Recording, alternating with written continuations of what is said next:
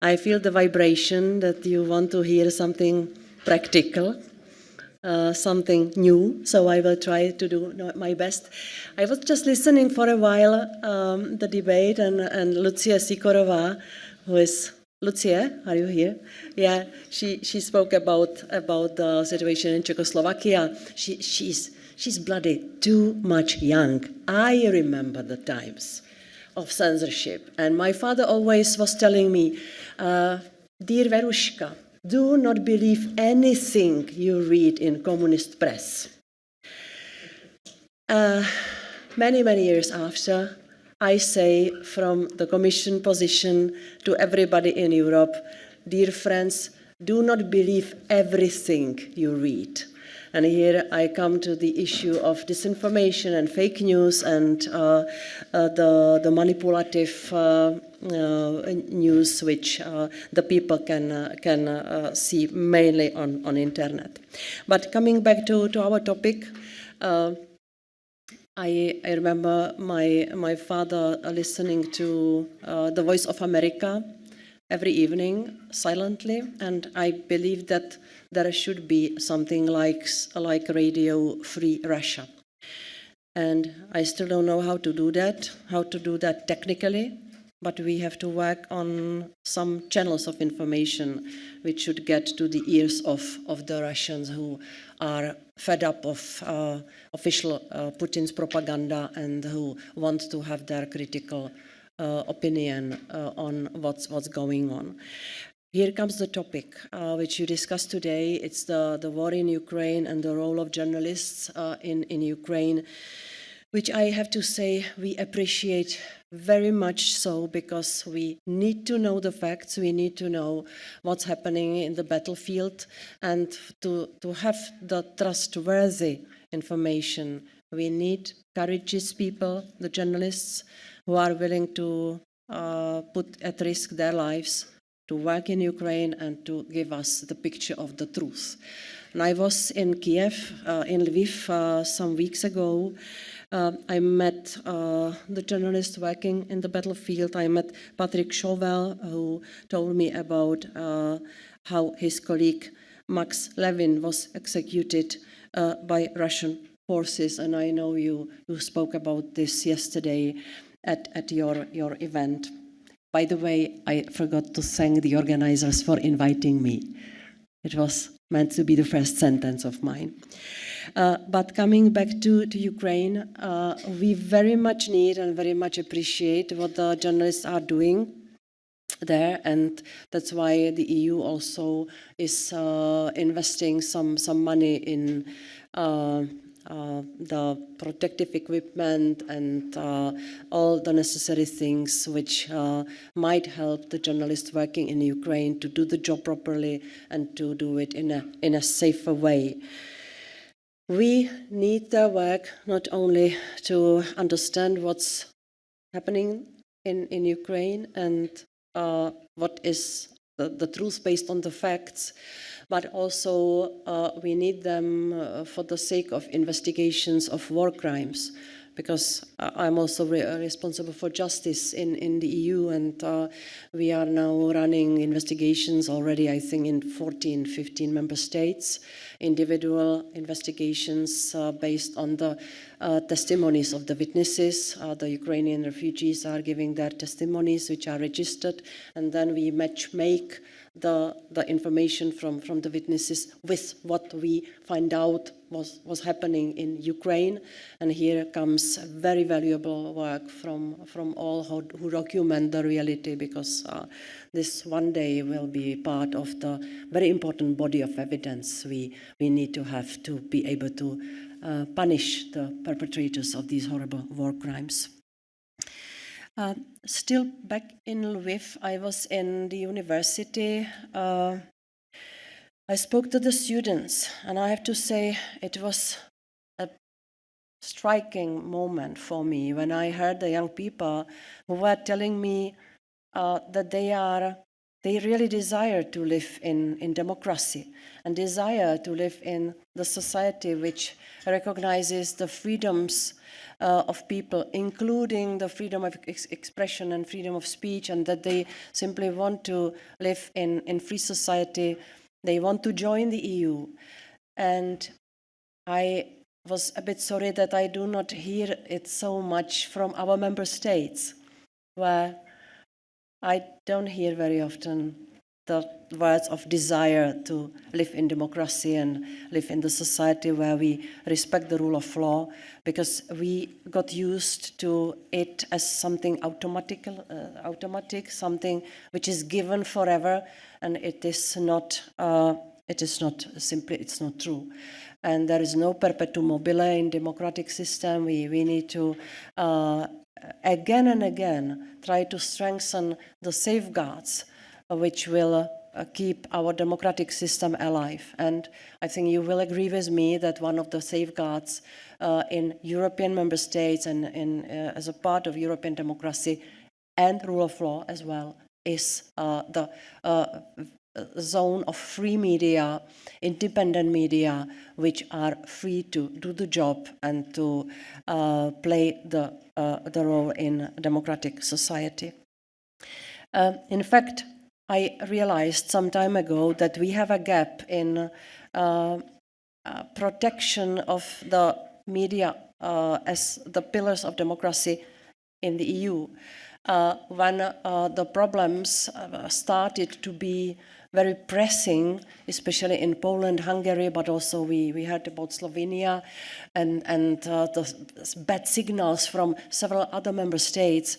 I was checking whether we can do something from European level to protect the media better, and I didn't find anything. I found in our legislation the Audiovisual Services Directive. Okay, fine. We have the Amsterdam Protocol, which is covering the standards for the public service media. We have the Copyright Directive, which says that the journalists should be paid for their work when the products of their work are used on or are placed on the internet by the platforms. But nothing key, no key legislation which should differentiate between the role of the media in our society and for instance, the role of the producers of the socks or shoes or furniture. Because the only protection of the media sector is stemming from the general mechanisms and safeguards we have for the functioning single market in the EU. There is no special protection, no special safeguard. I have nothing against the producers of socks and shoes.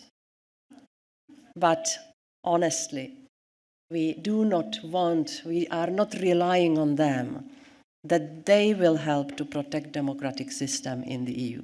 But we rely on the media. We simply want too much from them. And we want too much or a lot from them in the time when they are at the same time under extreme financial pressure, because we know that the media, especially it was visible after COVID came, the media suffer from the lack of finance. And also the media, the journalists who suffer from the radicalization of the society. Because you who work as journalists, you know that whenever you show your opinion, whenever you come out with the text which is assessing something, which is describing some problems in the society, and that's the role of the journalists, immediately, or very often, the wave of hostility and of aggression comes back through the social media. I spoke to hundreds of journalists. I spoke to hundreds of female journalists, and the report was always the same. This is a risky job, and we all are subjects to online violence. Sometimes we are even subjects of or objects of physical violence. Every year we have several hundreds of injured journalists in the EU member states. We have several killed journalists. We have evidence about cases of spying, illegal spying of journalists. We have quite a lot of evidence about the pressures on journalists to disclose the journalistic sources.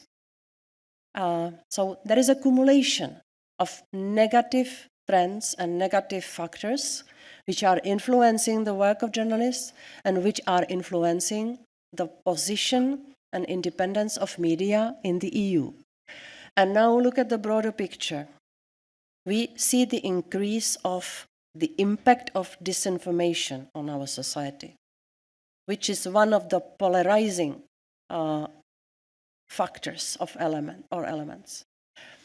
And one of the triggering factors for more radicalization in the society. So look at it, the increase of the impact of disinformation combined with decreasing trust of people in media, which we register almost in all member states.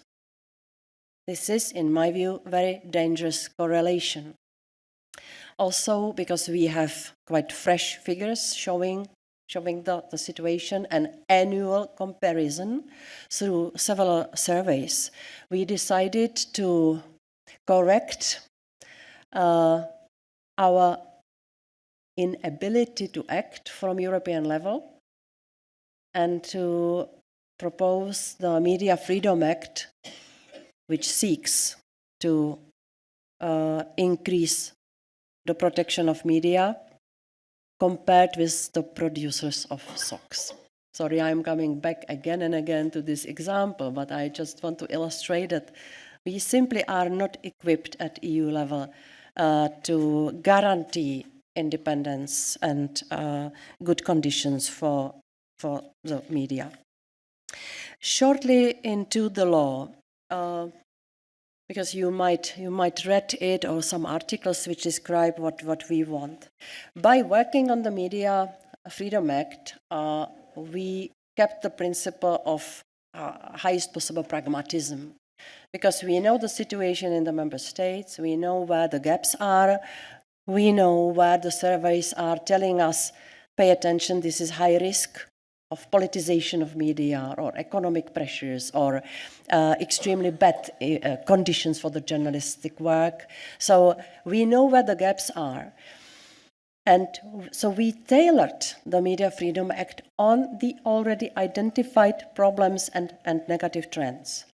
At the same time, here comes back to the pragmatism, we do not want to decrease the level of the standards of protection of media in the countries where they are high. Here comes negative reaction we hear from Germany and from Austria. On Monday next week, I will have the first discussion with the ministers of culture from the member states who are responsible for this file. So I will have the first moment pleasure to hear the opinions of the ministers, which always indicate how the member states will be willing to support the Media Freedom Act. We do not need unanimity, we need majority, but still, majority means to have a lot of member states on board. And when you imagine that this is the first moment for Europe when we dared to legislate on media, well, I wonder myself how the discussion will look like. For me, it will be the first indication from the ministers of how the country will be positioning itself in the future, which means also the invitation to go to the country and to try to convince the key people in the country. I believe on Monday I will hear a lot of howevers. You know, it's a diplomatic language. You saw the serial Yes Minister, the British serial. You are too young for that, no, here. There is always that moment when the bureaucrat is telling the minister, yes, minister, it's a brilliant idea. However, there are a lot of problems. We cannot do it. So I will hear a lot of howevers from the ministers, I guess, because many will be, and I recognize that for serious reason, many will be careful. Because as I said, this is the first time European Union dares to legislate on media. And I want to be more precise. The legislation, the Media Freedom Act, is not regulating the media itself or themselves. We are regulating the space for media, the environment for media, the conditions for media to be able to do the work independently. There is the only article where we want the media themselves to do something, and it's the obligation to disclose the owners. So to be transparent about the owners, and then also the invitation for the media to become according to our definition, recognized media service providers, to adopt the ethical codex and to have the transparent ownership and transparent financing. There are several conditions, because once the media fulfill these parameters, they will get stronger protection against the platforms, against the moderation of the content by Meta, Google, and other platforms. Yeah, is this clear? So we are not pushing the media to do that at any price. This is just the suggestion. Please strengthen your position, and we will, by becoming the recognized media, by fulfilling the parameters, and we will protect you against the possible future censorship from the side of the platforms. Because honestly, I think that in the future we will have a lot of cases of removals or downgrading of the legal content, not illegal content, but legal content on the platforms, because such legal content will be in contradiction with the terms of reference of the concrete platform. And we have to protect the professional media against that much better. But I don't want to get into the details. Coming back to the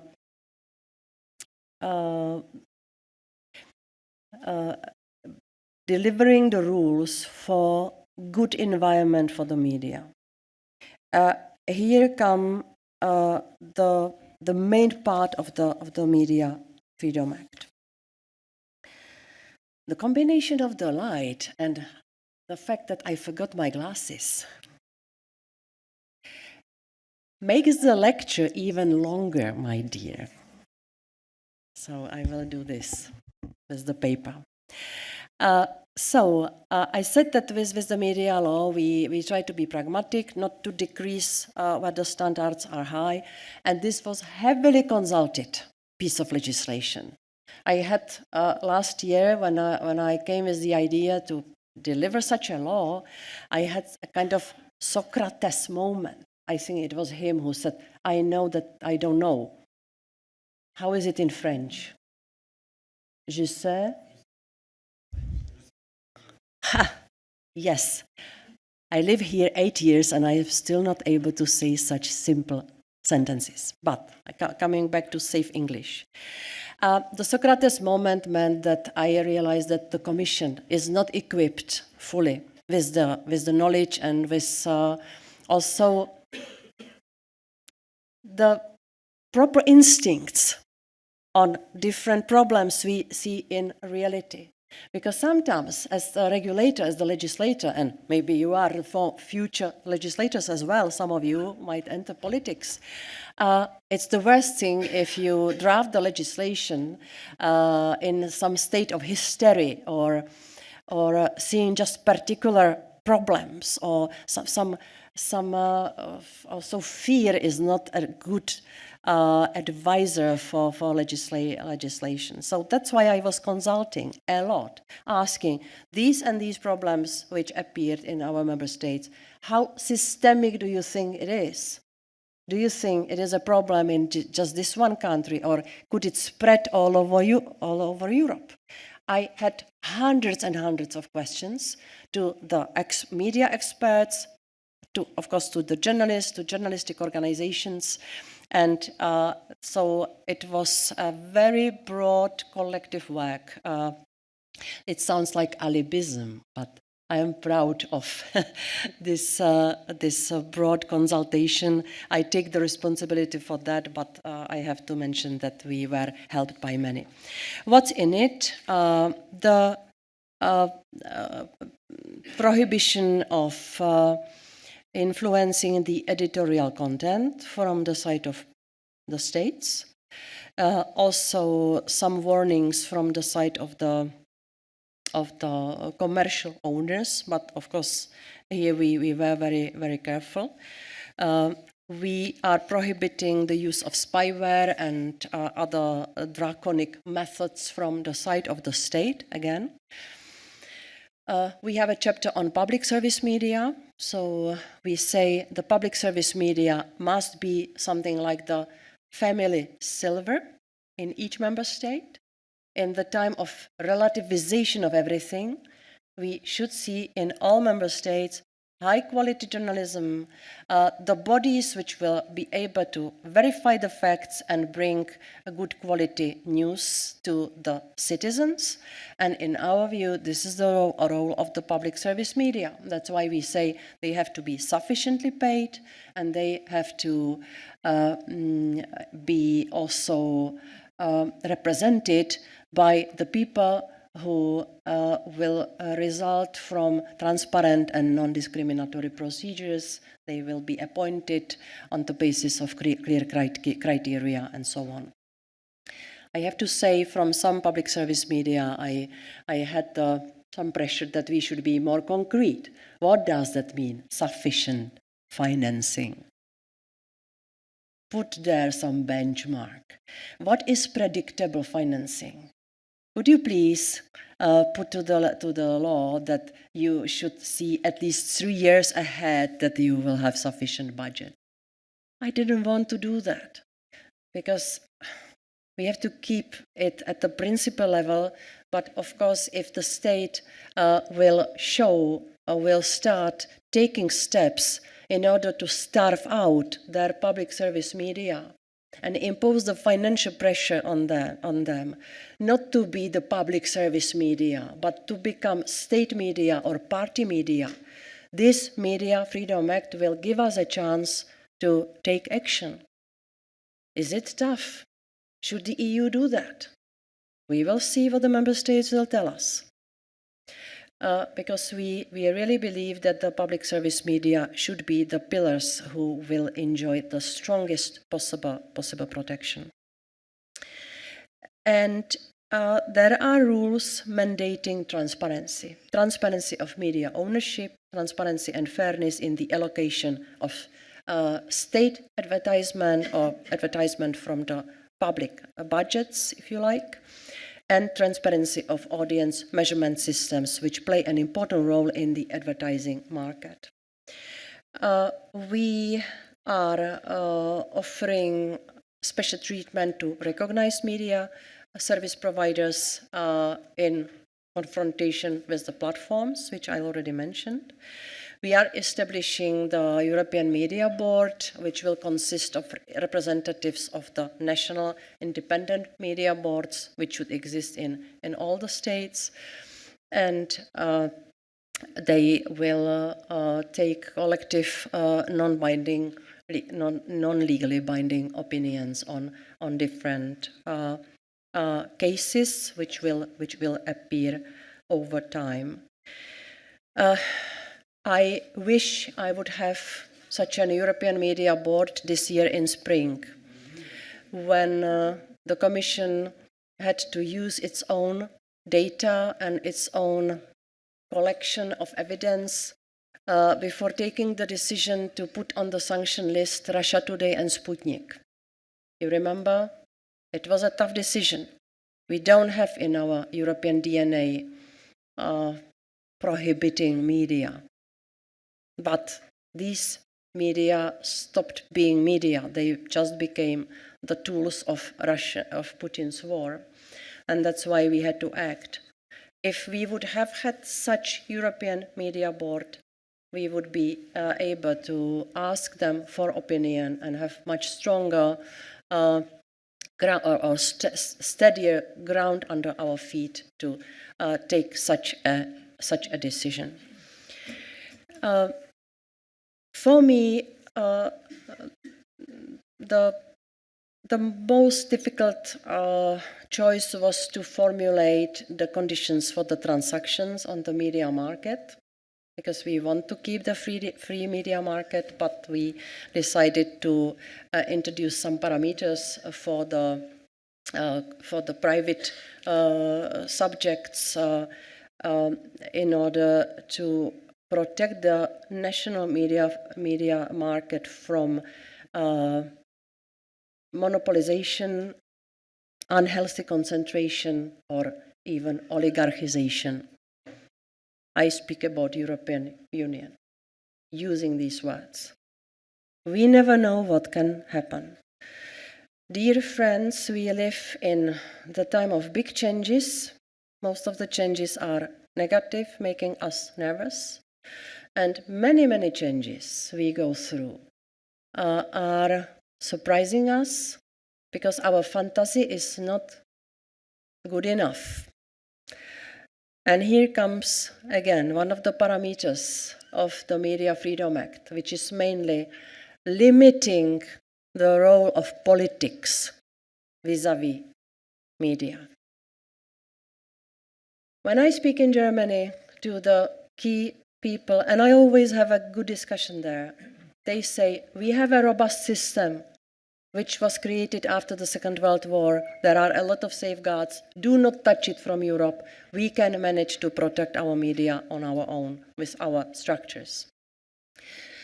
When I came to Paris before the presidential elections, I heard, well, maybe it might be practical to have such a safety net on European level, because we never know what can happen in politics.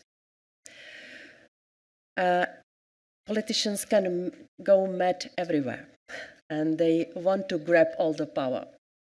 And in democratic system where we respect the rule of law, the politicians after the elections do not take it all. The elected political power should not capture judiciary, academic freedoms, professional state administration, media, and civil society. And we see signs that some of the leaders have the appetite to govern forever. For those, it's a natural, practical approach to limit all those things, including the independence of media. That's why we see in Hungary KESMA, which is the monopoly, which gets the public financing and then which writes in favor of the government. That's why in Hungary we do not see anymore public service television, but state television. I could continue, not only covering the Hungarian cases. Everywhere it can happen that the politicians will have appetite to capture the media. The Media Freedom Act should at least try to make it a hell of difficult for them to do that. Here, I think our fantasy is okay. We can imagine, we have lessons. We saw the 6th of January in United States, in Washington, didn't we? We saw some new shocking things, and that's why I believe that we have to introduce into our legal system, but into broader environment, broader ecosystem, some more safeguards in order to protect the democratic system where the media have such a strong role, or should have such a strong role. Ladies and gentlemen, thank you very much. I know you are having very fruitful discussions here, so please continue. If you have some ideas how to deliver the news to Russia, which channels. We have the people to do that. We have a lot of very good Russian journalists on European territory. And the European journalists are telling me, we know who is who. We know who might be the ones who will do the professional job and help delivering the facts to Russia. Because we are not like them, we are not like Putin. We will never deliver European kind of propaganda to Russia. No, we want the Russian people to hear and read the facts. So if you have some advice, or if you have some arguments which I might use in promoting the Media Freedom Act, please share it with me. Thank you very much.